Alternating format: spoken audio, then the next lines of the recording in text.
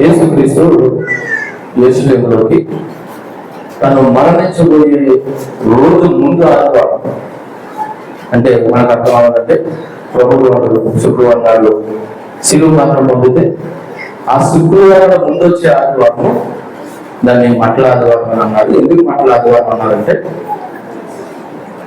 యేసు ప్రభువు యెరూషలేములోకి గాడి మీద ఊరేగించు ప్రభువు నడుస్తూ ఉంటే ముందర మట్లో కొట్టుకుని లేదా చీరలు పంచి మట్లో పంచి ప్రభువును ఊరేగిస్తూ ప్రజలు యెరూషలేములో క్రైస్తవ విశ్వాసం కలిగిన వారు మరి ఓసాను అని చెప్పేసి మరి కేకలు వేస్తూ యెరూషలేములోకి ఆయన్ని ఆహ్వానించారు. నిజానికి యేసు ప్రభువు యెరూషలేములో రావడం మొదలు కాదు, కాకపోతే ఆయన మరణానికి ముందు అనుకున్నాడు.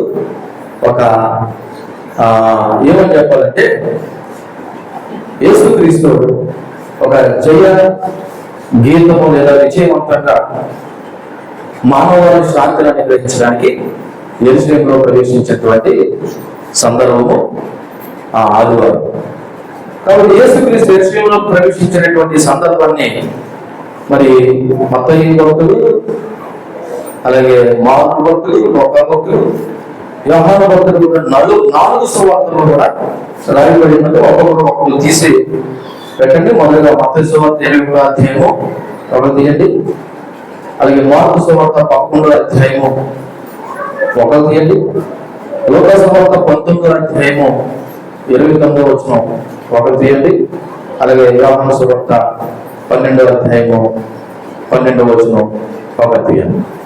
సో మీరందరూ తీసినట్లయితే ఆ 4 సందర్భాల్లో కూడా ఏమని రాయబడి ఉన్నదంటే ప్రభు వారు బేతనీయ వ్యక్తి కనబడుతున్న ఒక గ్రామంలో కట్టబడిన ఒక గాడిద ఉందని దాన్ని తోలుకొని రమ్మంటూ శిష్యులు వెళ్ళి దాన్ని తోలుకొని రావడం, అలాగే యేసు ఆ గాడిద ఎక్కి యెరూషలేములోకి ప్రవేశించడం, అలాగే జనసమూహం అనేకులు దారి పడుకున్న పట్టులో పరచడం, చేకబొమ్మలతో దారి పడుకున్న పరచడం, ఆ జన సమూహంలో ఆయన ముందు వెళ్ళేవాడు, వెనక వచ్చేవాడు, దావీదు కుమారుడికి జయము, ప్రభు పేరు వచ్చేవాడు, స్తుతింపబడు యొక్క సర్వోన్నత స్థలమైన జయమానికి కేకలు వేయడం అనేది ఈ 4 సువార్తల్లో 2 భక్తులు కూడా రాశారు.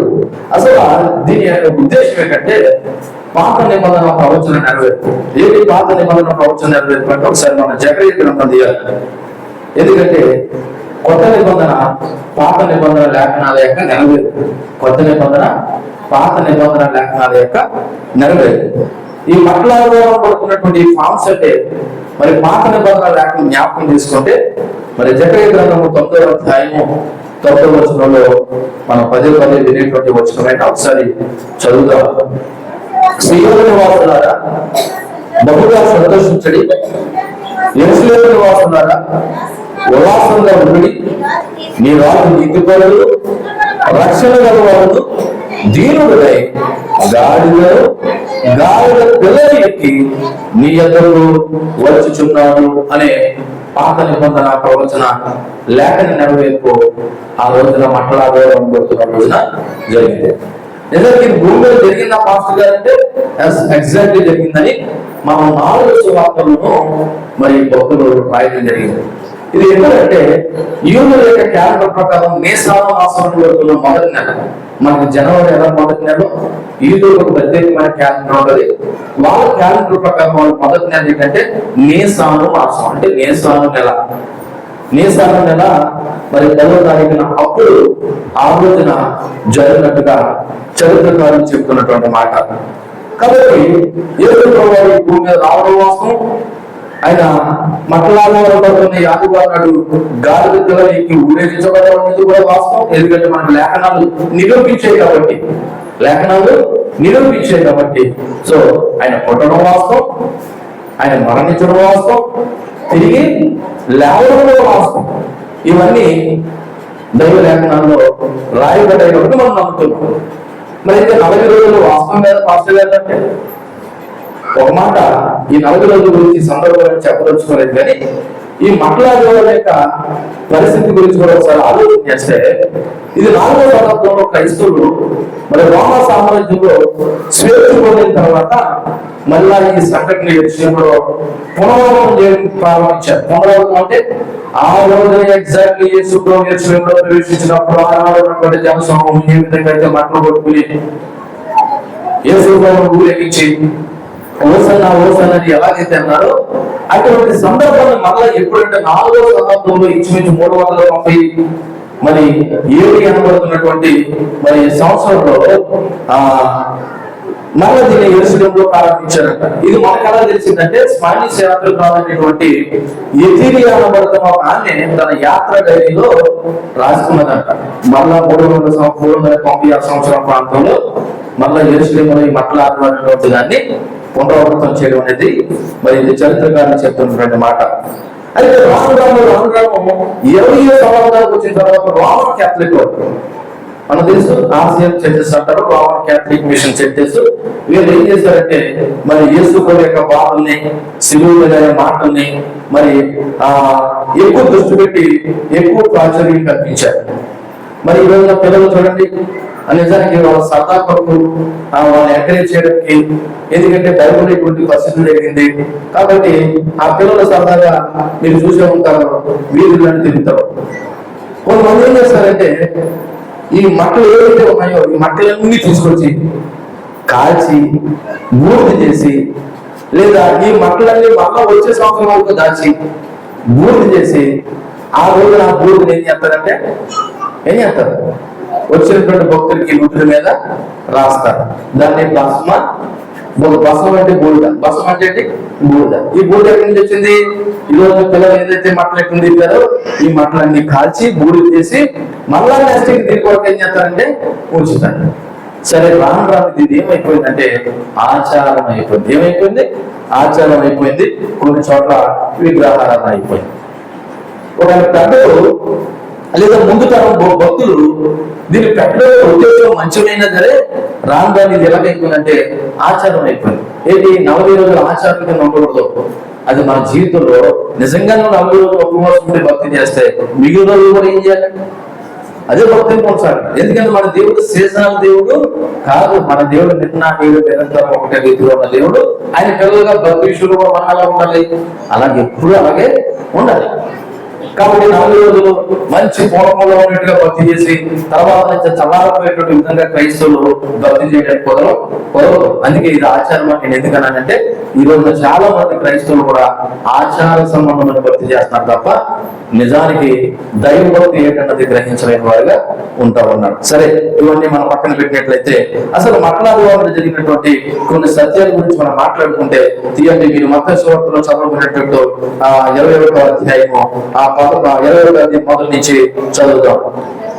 తర్వాత యెరూషలేములో ఎవరో ఉండదు సమీపించి ఆ ఒలివ చెట్ల కొండ దగ్గర ఉన్న భేదం వచ్చినప్పుడు యేసు తన శిష్యుల చూసి, మీ ఎదురున్న గ్రామానికి వెళ్ళండి, వెళ్ళగానే కట్టబడి ఒక గాడిదయు దానితో ఉన్న ఒక గాడిదయు మీ కనబడును, వాటిని విప్పి నా ఎదురుకి తోడుకొని రండి. అంటే ప్రభు వారు చెప్పారు, మీరు వేరే కనబడుతున్న గ్రామానికి వెళ్తే అక్కడ గాడిద కనబడుతుంది, అవి నా నిమిత్తం కావాలని మీరు అడిగి తీసుకురండి.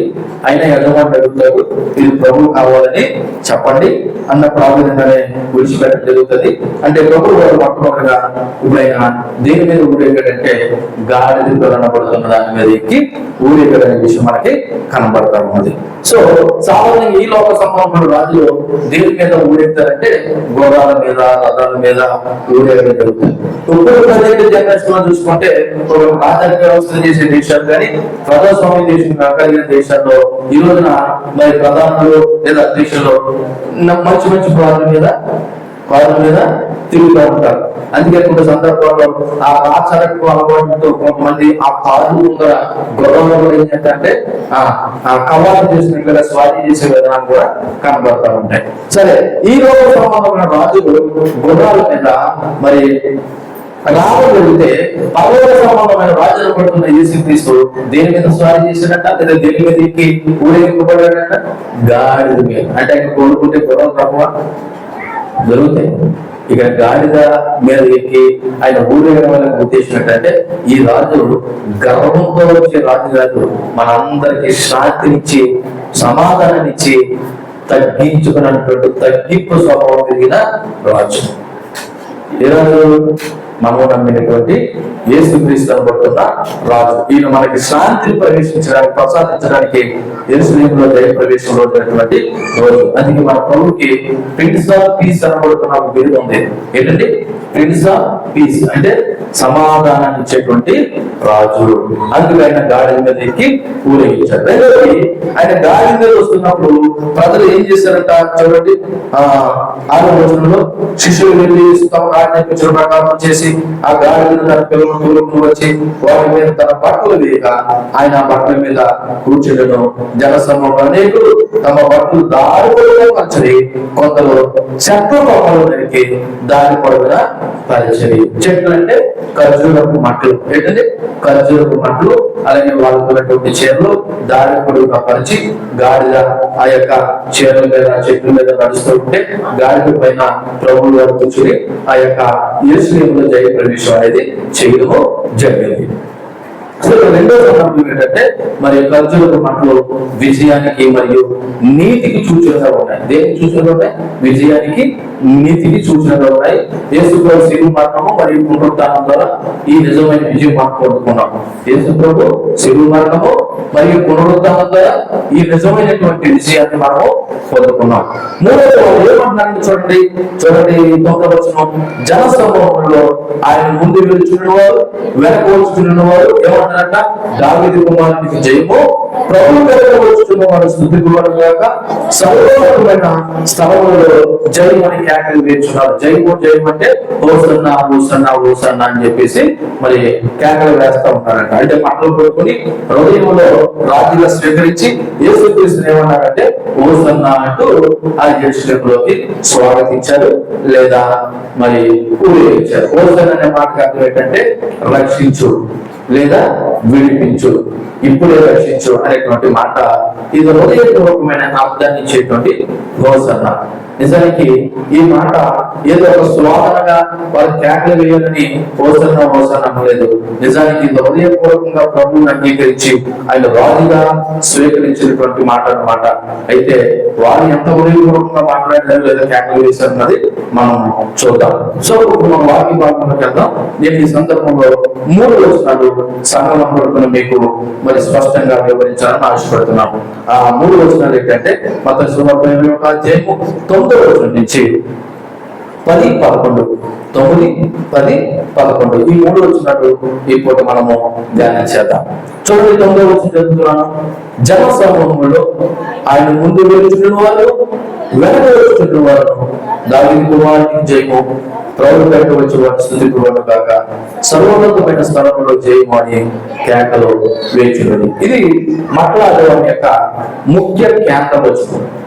మట్లాదం యొక్క ముఖ్యమైన కేంద్ర అంటే మరి సెంట్రల్ పాయింట్ పడుతున్న వచనం ఇది. ఎందుకంటే యేసు దారిద్ర్యుల మీద ఎక్కి యెరూషలేములో విజయవంతంగా ప్రవేశించిన సమయంలో జన సమూహములు వేసిన కేకలు ఈ వచనం అన్నమాట. సో ఈ వాక్యంలో ముఖ్యమైన పదాలు కనబడుతున్నాయి. అందులో మొదటిది హోసన్నా. మొదటిది హోసన్నా అంటే దయచేసి మమ్మల్ని రక్షించు లేదా విడిపించు అని రక్షణ కోసం వేడుకోవడం. దేనికోసం వేడుకోవడం? రక్షణ కోసం వేడుకోవడం. ఇది మొదలది. రెండవ పదం ఏంటంటే వాళ్ళు అంటున్నారు దావీదు కుమారుడు వచ్చుతున్నవాడు ధన్యుడు అంటున్నారు. ఏమన్నారు? దావీదు కుమారుడికి జయము, ప్రభు పేరు వచ్చినవాడు స్తుతింపబడు దాకా అని అంటున్నారు. అంటే ఇక్కడ దావీదు కుమారుడు అనే మాటకు అర్థం ఏంటంటే మెస్సియా కుమారుడు అనగా తండ్రి అయిన దేవుని యొక్క కుమారుడు అని వాగ్దానం చేయబడిన రాజు గురించి అన్నమాట. రెండో మాట ఏంటి? దావీదు కుమారుడు అనే మాటకు అర్థం ఏంటంటే ఈయన మెస్సియా కుమారుడు, తండ్రి దేవుని యొక్క కుమారుడు. మూడో మాట ఏంటి తెలుసా? ప్రభువు నామమున వస్తున్నాడు. ఏ నామమున వస్తున్నాడు? ప్రభువు. ఏ ప్రభువు? చూడండి, దేవుని పేరుతో దేవుని అధికారంతో వచ్చిన వాడు ఆశీర్వదింపబడ్డగా అంటున్నారు. అంటే యేసుక్రీస్తు ఎవరి పేరుతో వచ్చాడు? దేవుని పేరుతో, దేవుని అధికారంతో వచ్చిన వాడు ఆశీర్వదింపబడ్డగా అంటున్నారు. 4వది ఏమంటే ఉన్నతమైన స్థలంలో చూడండి, సర్వోన్నతమైన స్థలంలో జయమని కేకలు వేయించున్నారు అనగా పరలోకములో కూడా హోసన్న అని అర్థం వచ్చే విధంగా దేవుని యొక్క మరి సింహాసనం నుండి రక్షణ రావాలని అనగా పరలోకంలో ఆయన స్థుతి కలగాలని వీళ్ళు హోసన్న అని చెప్పేసి కేకలు వేస్తున్నారు. ఎక్కడి నుంచి అండి? పరలోకం నుండి రక్షణ రావాలి. మనకి ఎక్కడి నుంచి రావాలి రక్షణ? పరలోకం నుండి రక్షణ రావాలి. కాబట్టి పరలోకంలో కూడా ఆయనకి స్థుతి కలగాలి, మహిమ కలగాలని చెప్పేసి వీళ్ళు కేకలు వేయడం అనేది జరుగుతూ ఉంది. అయితే ఈ వచనంలో ఉన్నటువంటి కొన్ని మాటలు మనము ధ్యానం చేసినట్లయితే ఇక్కడ జనాల యొక్క ఆశ, దేవుని ఉద్దేశం చాలా స్పష్టంగా ఆలకించండి. జనాలు ఎందుకు ఇలా కేకలు చేశారు, అసలు యేసుక్రీస్తు యొక్క ఉద్దేశం ఏంటి, దేవుని ఉద్దేశం ఏంటి అన్నది ఒకసారి పోల్చుకుందాం. జనాలు ఏమైనా కేకలు చేశారు? దేవుడు కుమారుడు పడుతున్న దావీదు కుమారుడికి జయము జయము అని కేకలు వేశారు. అంటే ఓసన్న ఓసన్న కేకలు వేశారు. నిజానికి జనాలు అప్పుడున్న రోమ సామ్రాజ్య పరిస్థితులు బట్టి వాళ్ళు పడుతున్న ఇబ్బందుల నుండి విముక్తి కోసం ఈయన రాజుగా భావించి ఓసన్న ఓసన్న అన్నారు.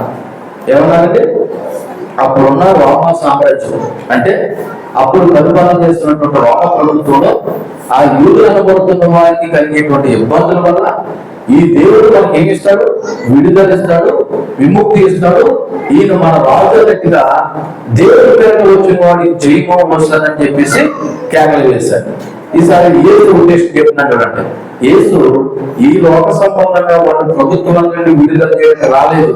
ఎందుకు వచ్చాడు? సర్వమానవాళి పాపం నుండి శిలువ ప్రతి వారి తదాంతరము మరి మనందరికీ రక్షణ ఇవ్వడానికి ఆయన వచ్చాడు. ఈయన ఆశించాడు తాత్కాలికమైన ఈ లోక సంబంధమైన ప్రభుత్వాల నుండి విడుదలిచ్చి విముక్తించి మనం రక్షిస్తారని వాడున్నారు. కానీ యేసు ప్రభు ఉద్దేశం ఏంటి? బాబు, ఈ లోక సంబంధమైన మానవాదాన్ని పడుతున్న ప్రభుత్వాలను విముక్తి ఇవ్వడానికి నేను రాలేదు. ఇది ఒక తరాల నుండి పాపం ఏదైతే మీ మీద ఏర్పాటు చేస్తుందో ఆ పాపం నుండి విడుదల ఇవ్వడానికి నేను ఈ లోకానికి వచ్చాను అన్న ఉద్దేశాలు ప్రభు ఉద్దేశాలు ఉన్నాయి. చూడండి, మనుషుల ఉద్దేశాలు వేరు, దేవుని యొక్క ఉద్దేశాలు వేరు. రెండోది వీళ్ళ స్వాగతం నిజమైన స్వాగతం. అంటే వీళ్ళు ఏ విధంగా స్వాగతించారు, అసలు నిజమైన స్వాగతం ఏంటన్నది ఒకసారి ఆలోచన చేస్తే బాల్యంగా మాటలు పట్టుకుని చేరు పరిచి కేకలు వేసి యేసు దాని మీద ఊరేగిస్తున్నాడు. ఆయన రాజుగా స్వాగతించారు. కానీ నిజానికి యేసు ప్రభుని నిజమైన రాజుగా స్వీకరించలేదు. ఎలాగంటే యేసు ప్రభు హృదయంలో నిజమైన రాజుగా స్వీకరించలేదు. మీరు ఎలా చెప్తారు పాస్టర్ గారు అంటే దానికి సమాధానం తర్వాత విషయాలని చెప్తారు. వీళ్ళు స్వాగతించారు కానీ హృదయంలో యేసు ప్రభు పట్ల నిజమైన రాజు దృక్పథం లేదు. వీళ్ళు ఏ రకమైన రాజుగా చూశారంటే భూలోక సమానమైన రాజుగా చూశారు. కాబట్టి నిజానికి యేసు రాజుగానే వచ్చాడు, కానీ ఆ రాజ్యము ఈ లోక సంబంధమైంది కాదని ప్రభు వారే యోహాను సువార్త 18:36 చెప్పారు. యోహాను సువార్త 18:36 ఏం చెప్పాడు? యేసు నా రాజ్యము ఈ లోక సంబంధమైనది కాదు, నా రాజ్యము ఈ లోక సంబంధమైనది అయితే నేను యూదులకు అప్పగింపబడుతున్నట్లు నా సేవకులు పోరాడుదురు, కానీ నా రాజ్యము ఈహ సంబంధమైనది కాదు అని ప్రభువు వారే డిక్లేర్ చేశారు. అంటే యేసు ప్రభు ఈ లోక సంబంధమైన రాజు కాదు, ఆయన పర సంబంధమైన రాజు. కాబట్టి మరి వీళ్ళు ఏం ఆలోచన చేశారంటే ఈ లోక సంబంధమైన రాజుగా వాళ్ళు స్వాగతించి మరి ఆయన ఆర్భాటంతో కేకలు వేసి ఇన్వైట్ చేశారు. నిజానికి వాళ్ళ హృదయంలో యేసు ప్రభు అంటే నిజమైన రాజు అనేటువంటి తోపను లేదు. కాబట్టి ఈ వచనంలో మనం నేర్చుకోవాల్సిన విషయం చెప్తే, నువ్వు ఏ రకమైన విముక్తి కోసం యేసు ప్రభు ఈరోజు సొంత రక్షకులుగా అంగీకరించావు? అది నా మొదటి ప్రశ్న. మళ్ళా రాశాను, ఇక్కడ ఉన్న మీరు చాలా మంది ప్రభుత్వం అనుకున్నారు కదా, ఎందుకు మీరు ప్రభుత్వం అనుకున్నారు? ఏ లాభం కొరకు మీరు ప్రభుత్వం అనుకున్నారు? ఇప్పుడు ఈ యేసులోని జన సమూహం కూడా యేసు ప్రభు ఏమన్నారు? ఓసన్న ఓసన్న అని చెప్పి కేకలు గీసి బట్టలు పరిచి మాకు ఊరుతూ యేసులోకి ఆయన ఏం చేశాడు, ఇన్వైట్ చేశాడు. అంటే వీళ్ళ దృష్టిలో యేసుప్రభుని ఎలా స్వీకరిస్తున్నారు? ఈ లోక సంబంధమైనటువంటి విముక్తి కొరకు యేసుప్రభు వాక్యం స్వీకరించారు అంతే తప్ప హృదయంలో యేసుప్రభు అసలైన వాక్యం గొప్పది వాళ్ళకి లేదు. అది వాళ్ళ ఉద్దేశం. ఇక్కడ నువ్వు యేసుప్రభుని ఏ ఉద్దేశంతో నమ్ముకున్నావు? అసలు యేసుప్రభు పట్ల నీ దూరం ఏంటని అడుగుతున్నాను. ఈ లోక సంబంధం విముక్తి కొరకే యేసుప్రభుని నమ్ముకున్నావా? అయితే నీ భక్తి అర్థం. ఈ లోక సంబంధం విముక్తి కొరకు అంటే నీకున్న గతవాళ్ళు, అప్పులు, కష్టాలు, నష్టాలు, లేకపోతే ఏవైతే నువ్వు నిట్టూరు పీడిస్తున్నావో వీటన్నిటి గురించి నేను యేసుప్రభు అనుకున్నానండి, వీటి నుంచి విడుదల ఇవ్వడానికి అనుకుంటే నీ భక్తి ప్రభు కోరుకునే భక్తి కాదు. యేసుప్రభు వాటి గురించి రాలేదు. ఏ మనుషుడు తీరినటువంటి పాప విమోచన కొరకు ఈ లోకానికి వచ్చాడు. మీరు అవసరమైతే ఒక రోగం వచ్చిందనుకో డబ్బులు పెట్టి ఏం చేసుకోవచ్చు, బాగు చేసుకోవాలి. దేవుడితో పని ఉండకపోవచ్చు కదా. కానీ పాపాన్ని ఏ వైద్యుడు తీయలేడు, ఏ కొడుకులోనూ ఏ బజార్లోనూ కూడా దొరికేది కాదు. కాబట్టి నేను మిమ్మల్ని మాట్లాడుతున్నాను, ఏ ఉద్దేశంతో యేసుప్రభుని మీరు నమ్ముకున్నారు? మీలో ఏది ఆశించి అనగా ప్రభువుని మీరే ఆశించి ప్రభువుని నమ్ముకున్నారు? వసన పక్కన ప్రశ్న మీకు అర్థమైందనుకుంటాను. ఒకవేళ అర్థమైతే సమాధానాన్ని మీరు ప్రభు దగ్గరే మీ హృదయంలో ఆలోచించి చెప్పండి. ఎందుకంటే భౌతికమైన విముక్తి గురించి మీరు ప్రభువుని నమ్ముకుంటే ఉపయోగం లేదు. ఇదిగో మరణ సంబంధమైన పాపం నుండి మీకు విడుదల పొందుకోవాలనుకుంటేనే మీరు యేసు ప్రభువుని నమ్ముకోండి. రెండోది, నీ హృదయంలో యేసుని ఎలా స్వీకరించావు? హృదయపూర్వకంగా స్వీకరించావా? ఏదో మా అమ్మలు, మా యొక్క నాన్నమ్మలు, మా పెద్దలు యేసుప్రభు నమ్ముకున్నారండి, అందుకే నేను కూడా ఈ దేవుడు నమ్ముకున్నాను అనుకుంటే ఈ భక్తి కూడా కరెక్ట్ కాదు. ఎందుకని ఇక్కడ జనసమూహం కూడా హృదయపూర్వకమైన వాక్యాలు స్వీకరించి వ్యాఖ్యానం చెప్పలేదు. వాళ్ళకు భౌతిక సంబంధమైన విముక్తి కొరకు ఒక టెంపరీ వాక్యాన్ని స్వీకరించి వాళ్ళ హృదయంలో దేవుడికి స్థానం ఇచ్చారు తప్ప మరి పర్మనెంట్ గా యేసుప్రభుకి మరి స్థానం ఇవ్వలేదు. అలాగని చెప్పేసి అందరూ అలా ఉన్నారని అంటలేదు. జనసమూహంలో కొందరి ఉద్దేశాలు వేరుగా ఉన్నాయి. సో ఆ ఉద్దేశాలు ఎలా ఉన్నాయి ఏంటన్నది ఒకసారి ఆలోచించే ముందు మీకు కొన్ని విషయాలు చెప్తాను. ఈ రాజు గురించి అనగా యేసుప్రభుని కొడుతున్న రాజు గురించి కొన్ని ముఖ్యమైన మాటలు చెప్పాలి. ఫస్ట్, ఈయన నీతిమంతుడు. ఈయన ఎవరండి? నీతిమంతుడు. ఎందుకంటే ఆయన రాజ్యం నీతిపై ఆధారపడి ఉంది. ఈయన పరిశుద్ధుడైనటువంటి రాజు. రెండవది, ఈయన రక్షణ గలవాడు, అనగా రక్షణ ఇచ్చేవాడు. శిలువ మరణం ద్వారా పాపం నుండి మనకు అందరికీ రక్షణ ఇచ్చేవాడు. మూడవది, రాజు దీనుడు. ఈ రాజు దీనుడు, అందుకే ఆయన గాడిద మీద వచ్చాడు. లోకంలో రాజులు గర్వంగా శక్తివంతంగా ఉంటే ఈయన మాత్రం వినయం కలిగి దీనుడుగా, మరి అలాగని శక్తి లేనుడు కాదండి. మన దేవుడు దీనుడుగాను వినయంగా గాలి మీద ఊరేగాడు కాబట్టి ఈయన శక్తి లేదని అనుకోకండి. మన కొరకు తను ఏం చేసుకున్నాడు తెలుసా? తగ్గించుకున్నాడు. ఆయన మొదటి రాకలో ఎలా వచ్చాడు తెలుసా? వినయంతో వచ్చాడు. మొదటి రాకలో మన అందరూ కూడా ఎలా వచ్చాడు? వినయంతో వచ్చాడు. శిలువ మరణం పొందాడు. కానీ రెండో రాకడలో శక్తివంతమైన రాజుగా ఆయన ఈ లోకానికి రాబోతున్నాడు. రెండో రాకడలో ఎలా రాబోతున్నాడు? శక్తివంతమైన రాజుగా పొగమోసకుండా ఈ లోకాన్ని రాబోతున్నాడు. ఆయన మొదటి రాకడగా దీనుడు వచ్చిన కారణం నిన్ను నన్ను పాపం నుండి విడుదల ఇవ్వడాను. కానీ రెండవ రాకడలో ఆయన శక్తివంతమైన రాజుగా లోకానికి తీర్పు తెచ్చడానికి రాబోతా ఉన్నాడు. ఇది పరలోక సంబంధం అనబడుతున్న మన ప్రభు అయినటువంటి యేసుక్రీస్తు గురించి మరి నిజమైన రాజుగా ఆయనకున్న లక్షణం. అయితే యెరూషలేము ప్రజలు ఆయనను హృదయపూర్వకంగా రాజుగా ఎందుకు స్వీకరించలేదు అని మీరు ఎలా చెప్పగలుగుతున్నారంటే తర్వాత వచ్చిన చూడండి, ఆ 21వ అధ్యాయము 10వ వచనం చదివితే మనకు కనబడుతూ ఉంటాయి.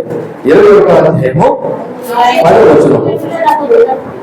ఆయన యెరూషలేములోకి వచ్చినప్పుడు ఆ పట్టణమంతయు ఈయన ఎవరో అని కలవరపడ్డదట.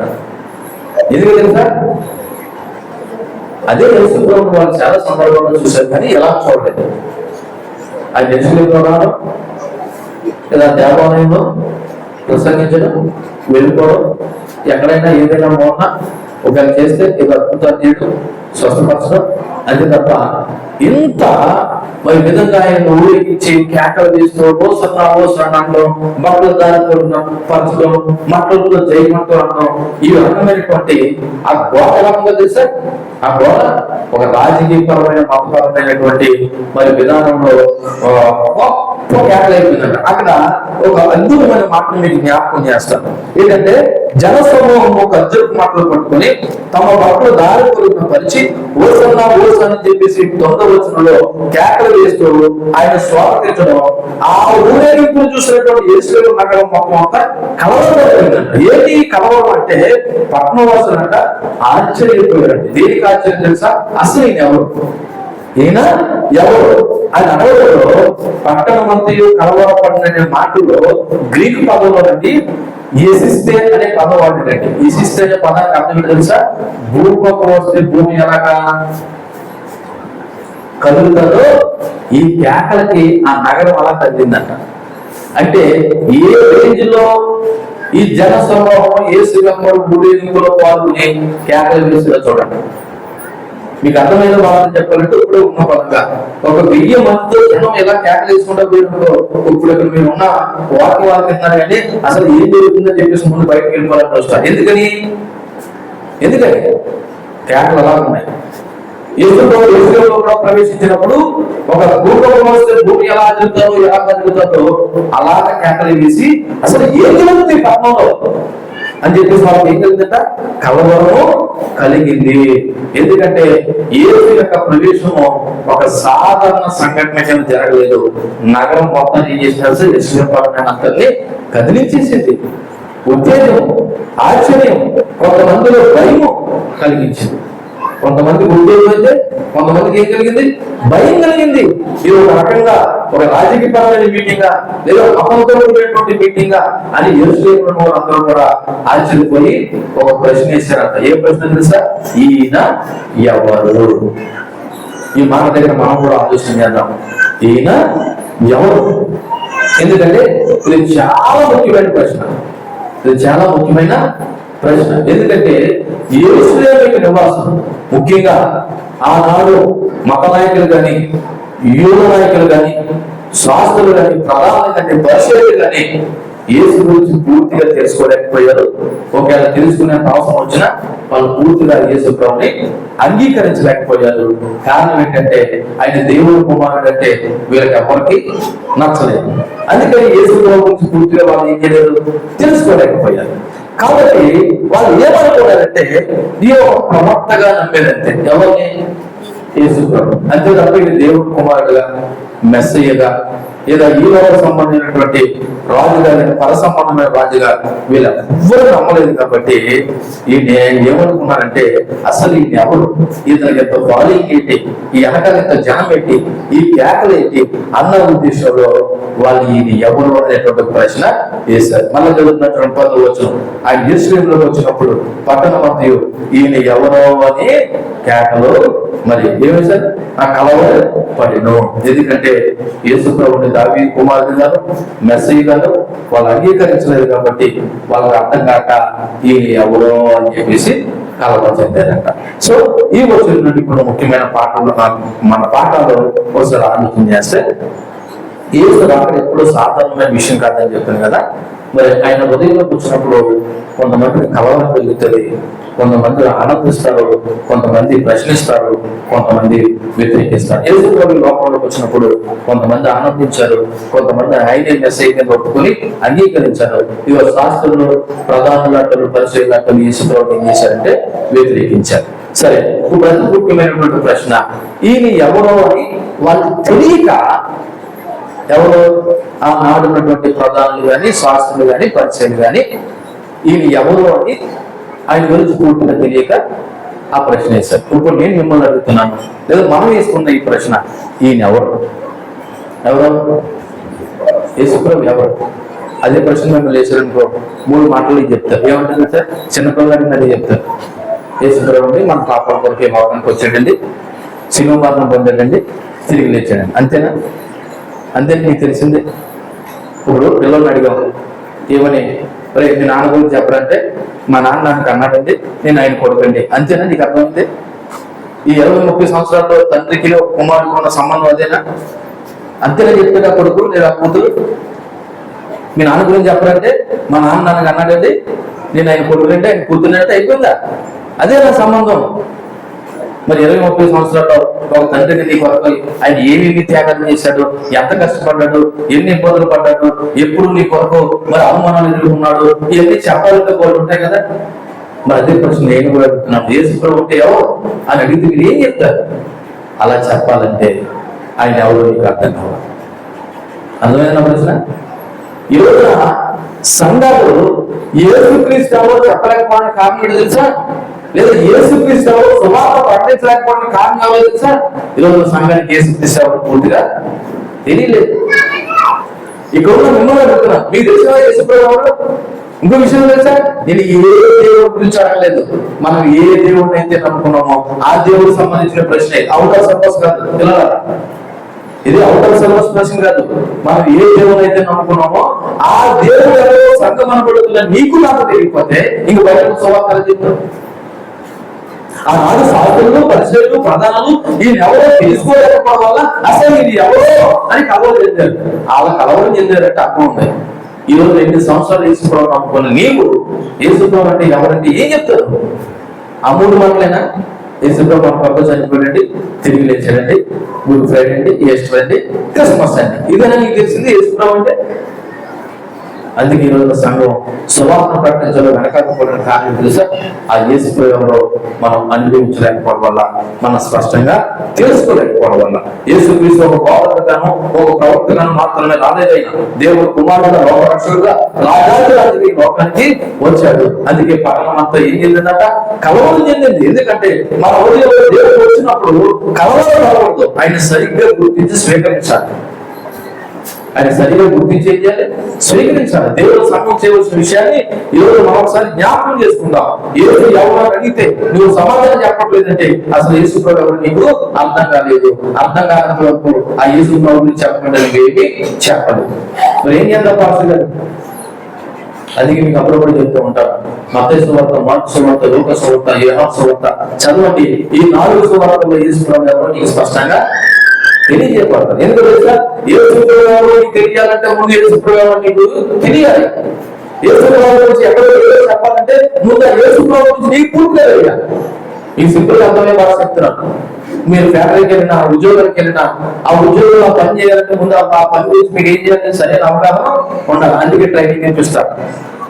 అందుకే ఏం ఇస్తారు? ట్రైనింగ్ ఇస్తారు. ఎందుకు? ట్రైనింగ్ నేర్చుకున్నది రేపు జనాన్ని ఏం చేయాలి? నువ్వు నేర్చుకునే ఉద్యోగంలో చేసే పనులు మరి తప్పు లేకుండా ఆ ఉద్యోగం చేయాలి. కాబట్టి అలాగే యేసుప్రభు కూడా చెప్పాలంటే ముందు నీకు ఎవరు తెలియాలి? యేసుప్రభు తెలియదు. మరి యేసుప్రభు ఎలా తెలుస్తుంది? ఉత్తముడని రుచి చూచి తెలుసుకున్నాడని కీర్తనకారుడు అంటున్నాడు. ఏం జరిగింది? ఉత్తముడని రుచి చూచి తెలుసుకోండి. అంటే ఏంటి రుచి చూడటం? మనం వండినది టేస్ట్ చేస్తే అది ఎంత ఏ విధంగా ఉందని మనకు తెలుస్తుందో యేసుప్రభు కూడా రుచి చూడాలి. మరి రుచి చూడాలంటే ఆయన కావాలండి, ఆయన నోట్లో పెట్టుకోవాలంటే ఏం కాదు, ఆయన గురించి ఎక్కువగా తెలుసుకోవాలి, ఆయన గురించి వినాలి, ఆయన గురించి చదవాలి. లేకపోతే ఇంకా కలవరం చెందుతున్నారా? అసలు యేసుప్రభు అంటే నాకు ఎందుకో కదండి, అది దేవుడు కాదు అనుకుంటున్నానండి. అసలు ఈ లోకానికి వచ్చేటంటారా? ఒకవేళ వస్తే మాత్రం చచ్చిపోయింటారా? చచ్చిపోతే మాత్రం తిరిగి వేసేదంటారా? ఇలాంటి కలవరాలు మీలో ఏమైనా ఉంటే ఒకసారి మీరు పూర్తిగా ప్రభువుని నమ్మి విశ్వసించాలి. ఇంకో ప్రశ్న కూడా వేస్తున్నాను, అసలు యేసుప్రభుని సొంత రక్షకునిగా అంగీకరించామన్న ప్రశ్న కూడా. ఎందుకంటే యేసుప్రభుని సొంత రక్షకునిగా నువ్వు అంగీకరించకపోతే అసలు ఆ ప్రభు ఏంటి నీకు తెలియదు. ఇక్కడ 3 ప్రశ్నలు వేస్తున్నాను. ఫస్ట్, నీ హృదయంలో కలవరం లేకుండా ఉందా? 2, యేసుప్రభు ఎవరో అంటే సమాధానం చెప్పడానికి దగ్గర సమాధానం ఉందా? అసలు ఈ సమాధానం చెప్పడానికి ముందు ఫస్ట్ యేసుప్రభుని సొంత రక్షకుడుగా అంగీకరించావా? ఈ 3 సమాధానం నీలో ఉంటే యేసు ఎవరు నువ్వు కూడా ఇతరులకి చెప్పగలుగుతావు. అది 10వ వచనం. ఇప్పుడు చివరిగా 11వ వచనం చదువుతాను చూడండి. ఈ 11వ వచనంలో జన సమూహము ఈయన గలిలయలోని నజరేతు వాడు ప్రవక్త అయిన యేసు అని చెప్పారు. అంటే ఫైనల్ గా యేసుప్రభు ఏ అడ్రస్ ఇచ్చారేమో, ఏ ఐడెంటిటీ ఇచ్చారు? రాజుగా ఇచ్చారా? దేవుడు కుమారుడుగా ఇచ్చారా? మెస్సీగా ఇచ్చారా? ప్రవక్తగా ఇచ్చారా? కదండి. మరి ఊరేగించేటప్పుడు ఏమన్నారు? చదువు 9వ వచనంలో ఏమన్నారు? దావీదు కుమారుని జయము, ప్రభువు మీద వచ్చి స్తుతింపబడు గాక, సర్వోన్నతమైన స్థలంలో జయము అని ఈయనే రాజు అన్నట్టుగా కేకలు వేశారు. ఇన్విటేషన్ ఎలా ఉంది? రాజు గారు అన్నట్టుగా ఇన్విటేషన్ ఉంది. కానీ ప్రవక్తలు ఆ మాట తీరేలా ఉంది. ఈ రాజుగా పరిచయం చేయట్లేదు సమాజానికి. ఏ రోజు పరిచయం చేస్తున్నారు? ఈ ఒక ప్రవక్త అంటారు. అందుకే ఈ రోజున క్రైస్తవ సమాజం లోకానికి యేసు ప్రభు గురించి పూర్తిగా పరిచయం చేయకుండా ఏమని చెప్తున్నారు తెలుసా? ఈయన కూడా అందరిలో ఒక దేవుడు ఉన్నట్టుగా చెప్తున్నారు. నిజానికి యేసు ప్రభు అందరిలో ఒక దేవుడు కాదు. ఈయనే అసలు శిష్యులైన దేవుడు. ఈయనే అసలు శిష్యులైన దేవుడు అన్న విషయం నువ్వు చెప్పాలంటే ఆ అసలు శిష్యులైన దేవుడు నీకు అర్థం కావాలి కదా. 9వ వచనంలో ఈయన రాజుగా ఇచ్చి గాలి మీద ఎక్కువ ఉపయోగించి మరి దేవుడి పేరు వచ్చిన వారు శుద్ధిపోవడం కేకలు వేసి ఒక కాలంలో జనసభలో అడిగారట. ఈయన ఎవరు అని అడిగారట. ఎవరు? కలవరంలో ఉన్నవారు. మరి దేవుడిని తెలుసుకోవాలి ఏం చెప్పాలా? ఈయన దావీదు కుమారుడు అండి, మెస్సయ్య అండి, మనందరికీ రాజండి, నీతి సూర్యుడండి, మనందరినీ పాపం నుంచి విడిపించేవాడండి అని చెప్పాలి కదా. ఏమో చెప్తారు? నజరేతు వాడకు ప్రవక్త అయిన మెస్సయ్య అంటే ఈయన నజరేతులో పెరిగాడని నజరేతు వాడు అయ్యాడా? ఈయన నజరేతులో పెరిగాడని నజరేతు వాడు అయ్యాడు. ఈయన ప్రవక్త. ఒక రకంగా ఈ సమాధానం కొద్దిగా కరెక్టే కానీ పూర్తి సమాధానం ఇది కాదు. యేసు ప్రభు ప్రవక్తే కాదనట్లేదు. ప్రవక్త కంటే గొప్ప మాట ఏంటి తెలుసా? ఆయన దేవుని కుమారుడు మెస్సయ్య, దేవుని కుమారుడు కాక. ఈ మాట వాళ్ళకి అర్థం కాలేదు. కలవలో ఉన్న జనసమూహానికి ఏ రకమైన సమాధానం ఇచ్చారు తెలుసా? ఇంకా కలవలో అయితే సమాధానం చెప్పారు. ఏ సమాధానం చెప్పారు? డౌట్ఫుల్ గా ఉన్న పర్సన్కి ఏ రకమైన సమాధానం చెప్పారంటే ఇంకా డౌట్ కలిగించే సమాధానం చెప్పారు. ఇప్పుడు నేను కూడా మిమ్మల్ని అడుగుతున్నాను, యేసు ప్రభు ఎవరమ్మా అంటే మీరు ఏం చెప్పగలుగుతారు? ఏమని చెప్తారు? ఆయనండి మేము నమ్ముకున్నామండి, మేమే నమ్ముకున్నామండి యేసు ప్రభుని. నమ్ముకుని మీరు కూడా నమ్ముకోవచ్చండి. ఎందుకంటే మన దేశంలో చాలా మంది దేవుళ్ళు దేవతలు ఉన్నారు కాబట్టి మీరు కూడా యేసు ప్రభు నమ్ముకోవాలంటే నమ్ముకోవచ్చండి, లేదంటే మీ ఇష్టం అండి. అలా కాదు. యేసు ప్రభు ఒకడే నిజమైన దేవుడు. ఎందుకు నిజమైన దేవుడు? ఆయన ఒక్కడే సర్వ మానవుల పాపం కొరకు ప్రాయశ్చిత్తం కలిగించడానికి నీ కొరకు నా కొరకు ప్రాణం పెట్టాడు. ఇది వేదాల్లో లేకపోతే మరి 5 సహోదరులు నమ్ముతున్నటువంటి వాళ్ళ గ్రంథాలను కూడా మరి పాప విమోచన కొరకు ఒక బలి పశువు బలవాలనే విషయం కూడా రాయబడి ఉన్నది. మరి ఎవరు ఈ మానవాళి కొరకు బలయ్యాడు? ఏ దేవుడు బలయ్యాడు? యేసుక్రీస్తు అక్కడే బలైనట్టు ఈరోజు మాకు చరిత్రలో రాయబడి ఉన్నది. కాబట్టి కలవరపడిన జనాంగానికి నీ ప్రభు గురించి ఈయన ఎవరు అడిగితే నువ్వు ఏ రకమైన సమాధానం చెప్పడానికి నీ దగ్గర కరెక్ట్ ఆన్సర్ ఉందా అని అడుగుతున్నాను నేను. నీ దగ్గర ఏ ఆన్సర్? కరెక్ట్ ఆన్సర్ ఉందా? ఎందుకంటే ఈయన ఎవరో ప్రశ్నించినటువంటి సమాధానానికి పాక్షికంగా సమాధానం కనబడుతుంది. ఎందుకంటే ఈయన గలిలయలోని నజరేతు వాడు ప్రవక్త అని యేసు అన్నారు. ఇది కొద్దిగా సత్యమే కానీ ఇది పూర్తి సత్యం కాదు. ఎందుకంటే నజరేతులో పెరిగాడు, బెత్లెహేములో పుట్టాడు. అయితే ప్రవక్త సాగితే కానీ ఈయన ప్రవక్త ఒకరే కాదు. ఎందుకంటే మోసే భక్తులు ఈయన గురించి ముందుగానే చెప్పాడు. ద్వితీయోపదేశకాండము 18వ అధ్యాయము 15వ వచనం చూడండి. ద్వితీయోపదేశకాండము 18వ అధ్యాయము 15వ వచనం. 18వ అధ్యాయము 15వ వచనంలో ఏం రాయబడినది? ఈ సమాజ తరపున నీవు నేను చావుకున్నట్లు మళ్ళీ నా దేవుడి యెహోవా స్వరము నాకు వినబడకుండునుగాక. ఏంటండి? వినబడకుండునుగాక అంటే ఈయన మరి ప్రవక్తగా ముందుగానే మరి మోసే భక్తుడు చెప్పడం జరిగింది. కానీ జనులు ఆయన్ని ఒక కేవలం ప్రవక్తగానే మాత్రమే చూపించారు తప్ప ఆయన దావీదు కుమారుడు, రక్షకుడు, మరి రాజాధిరాజు, నీతి సూర్యుడు అనే విషయాన్ని గుర్తించలేదు. ఇక ఒక చిన్నపాటి వ్యత్యాసాన్ని మీకు చెప్తారు చూడండి. ఓజన్న అని కేకలు వేసినప్పుడు యేసును రాజుగా చూశారు. కానీ ఆ మరుసటి కొన్ని రోజులకే అదే రాజుగా చూసిన యేసు ప్రభుని సిలువ వేయిందని కూడా ఏం చేశారు? ఇదే వాళ్ళు కేకలు వేశారు. మరి నిజంగా యేసు ప్రభుని హృదయపూర్వకంగా రాజుగా స్వీకరిస్తే సిలువ వేయండి కేక రాకూడదు కదా. అంటే వీళ్ళ హృదయంలో యేసుప్రభుని నిజంగా రాజుగా స్వీకరించారా, లేదా నిజంగానే వీళ్ళు ఓపెన్ ఇన్విటేషన్ యేసుప్రభు రాజుగా స్వాగతించారా, లేదంటే పైకి వీళ్ళు ఏదో వాళ్ళు విడుదల కలిగించడానికి యేసుప్రభు రాజుగా స్వీకరించారా? ఏదో పైకి మాత్రమే యేసుప్రభు రాజుగా స్వీకరించి ఓసన్నా ఓసన్నా అన్నారు మనలో కొంతమంది లాగా.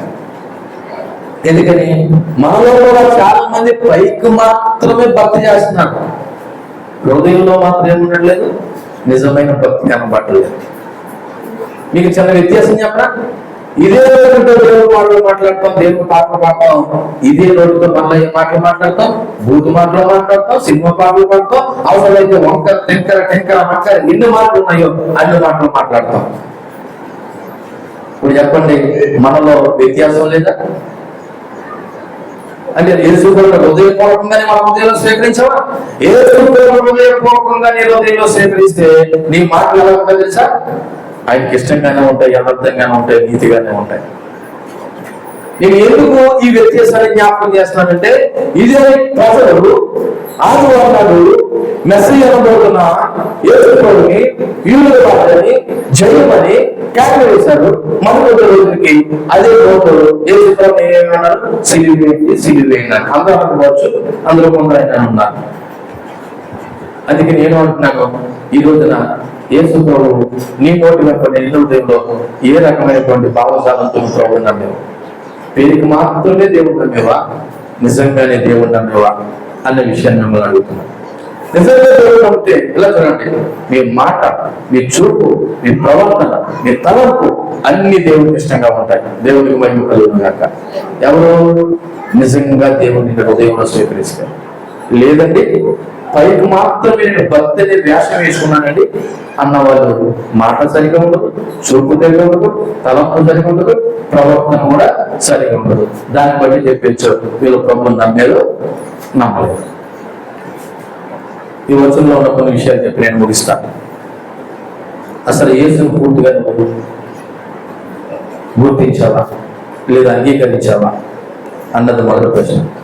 ఎందుకంటే యేసు కేవలం ఒక మంచి బోధకుడుగాను, అద్భుతాలు చేసేవాడుగాను నువ్వు గుర్తిస్తే ఇది నిజమైన గుర్తింపు కాదు. ఈయన దేవుడు కుమారుడు, రక్షకుడు, శాశ్వత రాజు. మనం ఎంతగా అర్థం చేసుకుంటామో యేసుప్రభు అంతగా మనకు అర్థమవుతుంది. యేసుప్రభుని ఎంతగా అర్థం చేసుకుంటావో యేసుప్రభు నీకు అంతగా అర్థమవుతాడు, అంతగా స్వీకరించగలుగుతావు. నువ్వు యేసుప్రభు గురించి కొద్దిగానే నువ్వు అర్థం చేసుకున్నావు అనుకో, అది నీకు కొద్దిగానే అర్థమవుతుంది. అర్థమైందా? ఈ మాట మనం చెప్పిన మనం ఎంతగా అర్థం చేసుకుంటామో అంతగా ఆయనను స్వీకరించగలుగుతాము. నువ్వు యేసుప్రభుని కొద్దిగా అర్థం చేసుకుంటే కొద్దిగానే స్వీకరించగలుగుతావు. యేసుప్రభుని ఎక్కువగా అర్థం చేసుకుంటే నీ హృదయంలో యేసుప్రభుకి అంత ప్రముఖమైన స్థానం ఇస్తావు.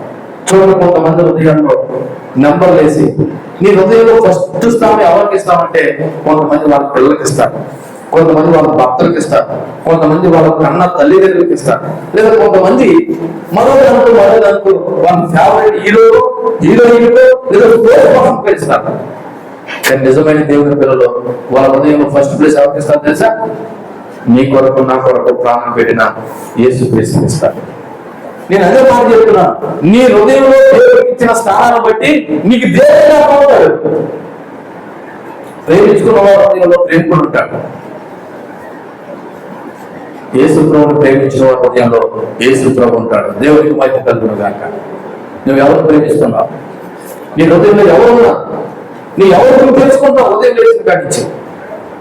అందుకే నేను మళ్ళీ అడుగుతున్నా, ఈయన ఎవరు అని అడుగుతున్న వారికి నువ్వు సమాధానం చెప్పాలంటే ఆయన నీకు పూర్తిగా అర్థం కావాలి. ఎందుకంటే వర్తమానం పేరు తెలుసా? యేసు ఎవరు, యేసు ఎవరు అన్న ఒక ప్రశ్న నేనే తెలియని వాడిగా వేసాను అనుకో, మీరు ఏ సమాధానం చెప్తారు? 3 ముక్కలతో తీర్చేస్తారా? ఆయన గురించి 30 సంవత్సరాల బ్రతుకు చెప్తారా? 3 ముక్కలతో తీర్చేస్తారా? ఆయన 30 సంవత్సరాలు 3-4 సంవత్సరాలు చేసిన పరిచయం గురించి చెప్తారా? ఆయన బ్రతుకు గురించి నువ్వు చెప్పామంటే యేసుప్రభు ఎవరో నీకు అర్థం అయ్యాడని అర్థం. 3 ముక్కలు తీర్చేసామంటే యేసుప్రభు నీకు ఇంకెవరో అర్థం కాదు. ఒకసారి ఇక్కడ మిమ్మల్ని పిలిచి అమ్మా యేసుప్రభు ఎవరో చెప్పండి అంటే కొంతమంది చెప్పడానికి రాదు, ఒకరు చెప్పిన 3-4 మాటల కంటే ఎక్కువ చెప్పరు. కారణం ఏంటి? ఇది చెప్పడం కారణం ఏంటి? ఏమీ లేదు. చదువుకున్న పిల్లలు మిమ్మల్ని అడిగితే ఒక క్వశ్చన్ ఇచ్చి అమ్మా ఆ సమాధానం చెప్పడానికి నుంచున్నప్పుడు బాగా చదువులు అమ్మాయి ఏం చేస్తుంది సార్, జవాబు చెప్పేస్తుంది. సగం చదువులు అమ్మాయి ఏం చేస్తుంది, సగం అనుకుంటుంది. అసలు సగం అమ్మాయి ఏం చేస్తుంది, ప్రారంభంలోనే ముందుకుంటున్నాను. ఏంటి తేడా? ఆమె చదివింది, కొంతమంది సగం చదివారు, కొంతమంది అసలు చదవలేదు. అలాగే యేసుక్రీస్తు గురించి కూడా ఈ రోజున కొంతమంది మాత్రమే పూర్తిగా తెలుసుకోగలుగుతున్నారు, చాలా మంది తెలుసుకోవట్లేదు.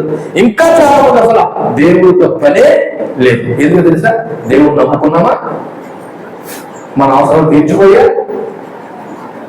మన బ్రతుకు వెళ్ళాలిపోయిందా, అంతే తప్ప కలవరపడుతున్న జనాంగానికి యేసు ప్రభు ఎవరు అడిగితే సమాధానం చెప్పేంత సమాధానం మన దగ్గర లేదు.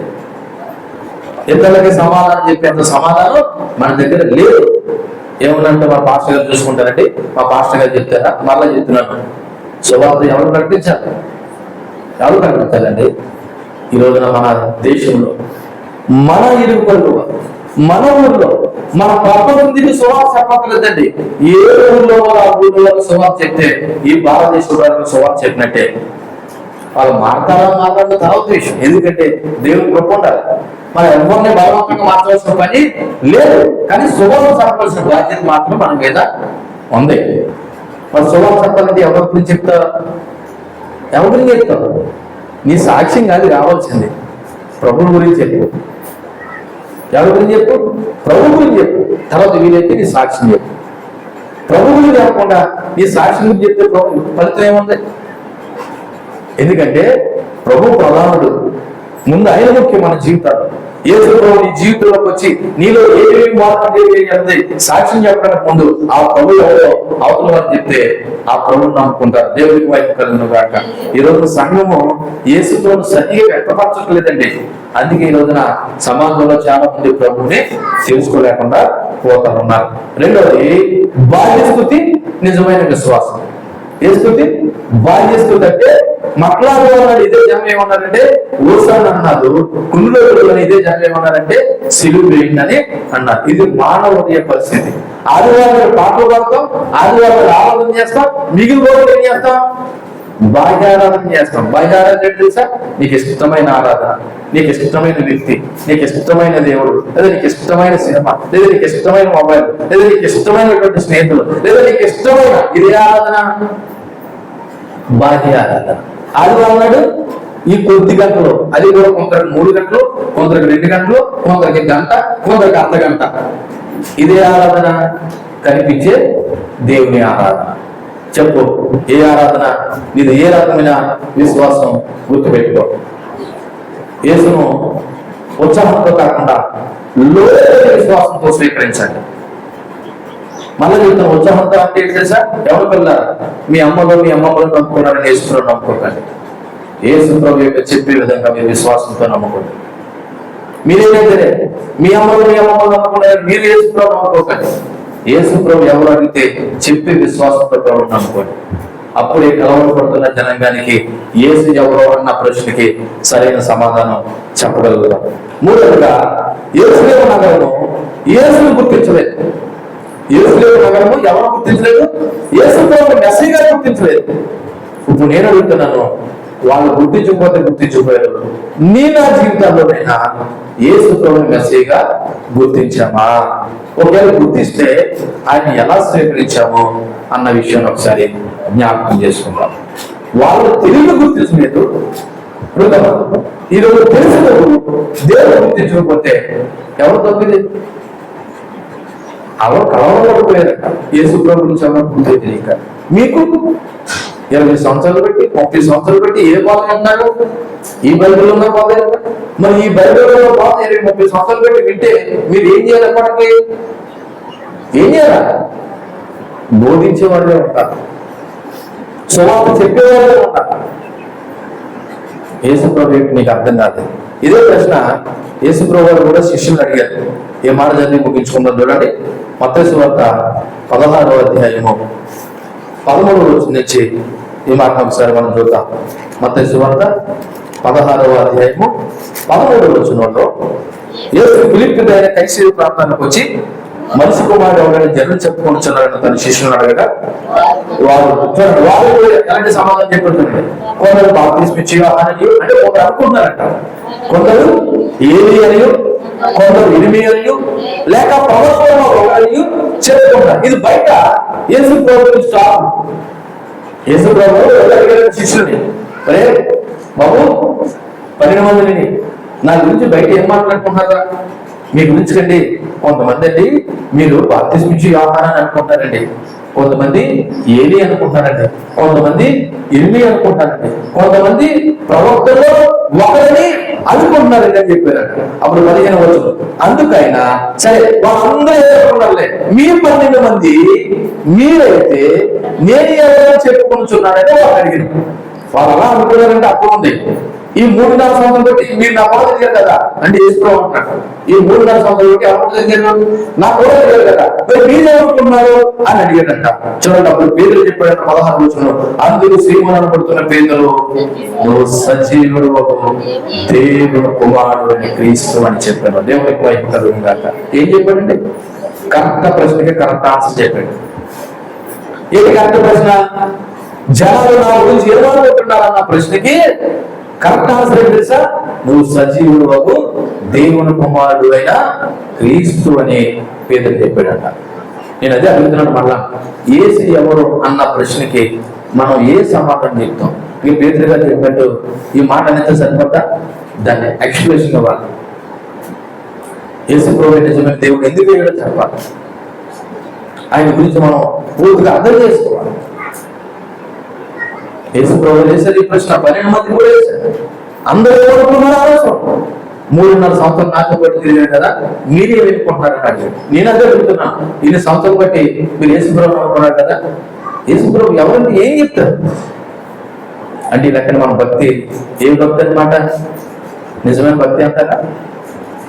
ఏ దేవుడిని అయితే నమ్ముకున్నామో ఆ దేవుడి గురించే చెప్పలేకపోతున్నామంటే ఇప్పుడు చెప్పండి మన భక్తి నిజమైన భక్తి కాదు. మనం వేరే దేవుడి గురించి అడిగినా, నేను మన భారతదేశంలో చాలా మంది దేవుళ్ళు దేవతలు ఉన్నారు, నేను వారి గురించి మాట్లాడలేదు.